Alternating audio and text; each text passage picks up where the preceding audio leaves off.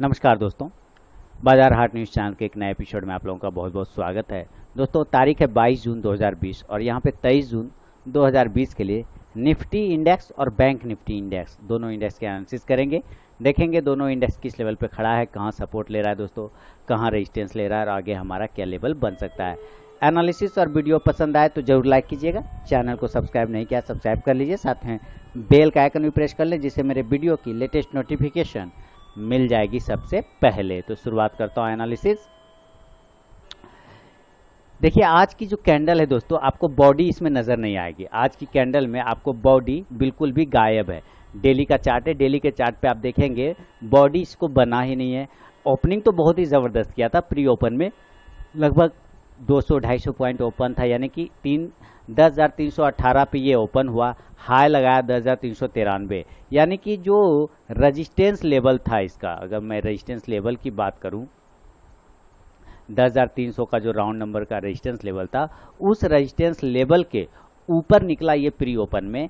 Pre open में open होने के बाद वहीं से वो हाई लगाता है 10,393, ओपन हुआ 10,318 पे, हाई लगाया 10,393 पे, लेकिन वहां से जो नीचे आया है फिर इसने लो बना दिया 10,277, क्लोज किया है 10,311 पे।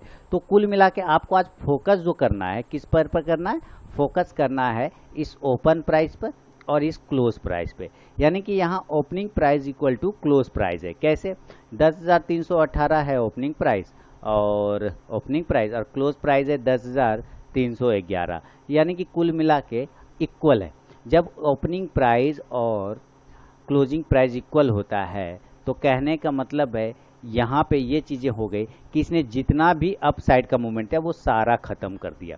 उसने सारा इंड होते होते, दिन खत्म होते होते ख़त्म कर दिया। तो कुल मिला के कहाँ से ख़त्म हुआ आपको ये देखना होगा, 10,393। अब ये 10,393 तो कोई लेवल नहीं है, लेवल क्या होगा, 10,400 का है ना, 10,400 का। तो यहीं पर से ना ये खत्म हो गया, इसकी सारी जो गिरावट हुई यहीं से स्टार्ट हुई। तो ये जो 10,400 है, हम लोग इसको रेजिस्टेंस नहीं बोल पाएंगे, बोल लेंगे ना, क्योंकि वहीं से तो गिरा है ये, वहीं पर से तो ब्रेक नहीं कर पाया, वहीं तो सस्टेन नहीं कर पाया। तो कुल मिला के ये बात हो गया कि 10,400 अब इसका इंपॉर्टेंट रेजिस्टेंस निकल के सामने में आ गया। एक चीज क्लियर हो गया। चलिए आगे बढ़ता हूँ। एक चीज क्लियर होने के बाद तो रेजिस्टेंस हो गया 10,400 का। अब इस लाइन को मैं 10,400 वाली लाइन को आगे ले जाऊंगा और एक 10,330 इस कैंडल का हाई प्राइस और इस कैंडल का लो प्राइस आप देखेंगे। इसका लो 10,334 है यहाँ और इस कैंडल का हाई 10,328 है, लगभग इक्वल है। आज ये वाला जो रेजिस्टेंस लेवल था उसी को इसने ब्रेक किया लेकिन क्लोज नहीं कर पाया। यानी कल अगर हमें क्लोज बाय करना है, अगर कल हमें बाय करना है निफ्टी को, तो हम किस प्राइस के ऊपर बाय करेंगे? तो बाय का जो लेवल निकलेगा दोस्तों, बाय अबव 10,330, यानी 10,330 के एभव अगर ये निकलता है कल फिर से 10,330 के एभव अगर ये फिर से निकलता है तो हम बाय का पोजीशन बनाएंगे 10,330 के ऊपर में। ठीक है ना, कंडीशन क्या है, 10,330 के ऊपर में निकलेगा तो हम बाय का पोजीशन बनाएंगे। इस कंडीशन में हमारा टारगेट क्या होगा, ये जो हाई प्राइस है, ये हाई प्राइस वो हमारा टारगेट होगा। तो टारगेट कुल मिला के 10,400 का आप राउंड नंबर में टारगेट की उम्मीद कर सकते हैं, लेकिन पोजीशन कब बनाएंगे, 10,330 के ऊपर। ये बाय पोजीशन क्लियर हो गया। अब आपको लो और क्लोज में अंतर देखना है। पहले हमने ओपन क्लोज देखा, अब हम लो और क्लोज को देखेंगे। ये लो प्राइस है यार 10,277, लो कितना है 10,277 का, और क्लोज प्राइस कितना है 10,311 का। कितने का डिफरेंस होगा आप इमेजिन करिए, कितने का डिफरेंस है।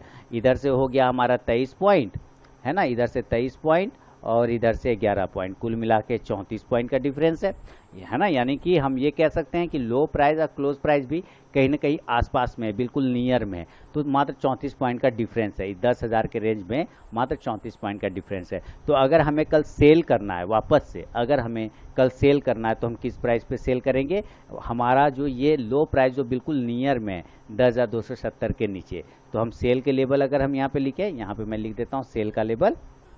देखिए सब चीज़ आसानी से आप समझेंगे कोई टेंशन वाली बात नहीं। सेल बिलो 10,270, 10,270 के नीचे निकलेगा तो हम सेल का पोजीशन बनाएंगे। अपना इंपॉर्टेंट फीडबैक भी साथ में करते जाइए। लाइक का बटन दबा दीजिए, जो आप चुपचाप बैठ के देख रहे हैं, लाइक का बटन दबा देंगे तो ज़्यादा बेहतर होगा। चलिए 10,270 के नीचे सेल का, और टारगेट जो है हम करेंगे 10,200 का टारगेट यहाँ पर से उम्मीद करते हैं। अब ये 10,200 क्यों? क्योंकि यही अब हमारे लिए इंपॉर्टेंट सपोर्ट का काम करेगा। ये 10,200 का जो रेंज है हमारे लिए इंपॉर्टेंट सपोर्ट का जोन काम करेगा। क्यों? थोड़ा सा चार्ट को हम लोग छोटा करेंगे और पता चलेगा ये 10,200 का जो लेवल है हमारा, यहाँ आप देखें, अब ये हमारे लिए इंपॉर्टेंट सपोर्ट का जोन बन गया 10,200। तो हम ये टारगेट मान के चल पा रहे हैं सेल साइड में। तो ये हुआ एक नॉर्मल कंडीशन में हम कब निफ्टी को बाय करेंगे, कब निफ्टी को सेल करेंगे। हम गैप अप गैप डाउन की भी बात कर लेते हैं फिर से, है ना। गैप अप गैप डाउन, ये नॉर्मल कंडीशन की बात बता दिया मैंने आपको। अब हम लोग गैप अप गैप डाउन का भी बात करेंगे। देखिए गैप अप की बात करें तो अभी गैप अप तो अब हमारे लिए रास्ता खुल गया है 10,400 वाला, ठीक है। गैप अप क्या करेंगे, हम मान के चलेंगे कि गैप अप अगर ओपन होना होगा तो मेरे लिए नेक्स्ट रेजिस्टेंस लेवल, क्योंकि क्लोज 10,300 के ऊपर है, तो नेक्स्ट रेजिस्टेंस लेवल 10,400 का है, तो मैं यही मान के चलूँगा कि मेरा रेजिस्टेंस लेवल 10,400 का है। तो गैप अप अगर ओपन होना होगा तो यहीं पर से हम लोग गैप अप ओपन हो सकते हैं। तो अगर 10,400 के पास ओपन होता है तो हम क्या करेंगे, उस कंडीशन में जो है ना हम सेल का ही पोजीशन बनाएंगे। 10,400 के पास ओपन होने के बाद हम सेल का ही पोजीशन बनाएंगे, लेकिन तुरंत नहीं। जैसे ये 10,400 पे ओपन हो गया, सपोज ये 10,400 पे है, लेकिन हमें ये देखना होगा कि ये इसका लोअर लेवल को तोड़ता है या नहीं, 10,380 के लेवल को तोड़ता है कि नहीं। क्यों? क्योंकि आज का लेवल है 10,393, उसके और 10 पॉइंट थोड़ा सिक्योर होकर हम लोग नीचे लेंगे तो हम लोग सेल का कंडीशन 10,380 के नीचे बनाएंगे। सेल बिलो 10,380, गैप अप में सेल बिलो 10,380 अगर 10,400 पे ओपन होता है तो, और इस कंडीशन में जो हमारा टारगेट होगा 10,300 का, ठीक है। ये 10,300 का हमारा टारगेट होगा। लेकिन हम बाय का पोजीशन कब बनाएंगे, अगर 10,400 पे ओपन होता है तो हम बाय का पोजीशन कब बनाएंगे, हम बाय का पोजीशन तब बनाएंगे जब ये 10,450 को ब्रेक करेगा। बाय अब 10,450, यानी 10,400 पे ओपन होता है, होने दीजिए, हमें कुछ नहीं करना है, हमें इस कंडीशन में हमें यहाँ वेट करना है और कुछ नहीं करना है। जब ये 10,450 के ऊपर निकलेगा तब हम बाय का पोजीशन बनाएंगे और टारगेट 10,500 का होगा, ज़्यादा नहीं। हमें बस यहाँ 50 पॉइंट की उम्मीद है, उससे ज़्यादा को उम्मीद हम नहीं लेके चल सकते फिलहाल। तो ये गैप अप में बाय और सेल के सिनेरियो रहे। पहले मैंने नॉर्मल कंडीशन में बताया, अब मैंने गैप अप में बता दिया बाय और सेल का।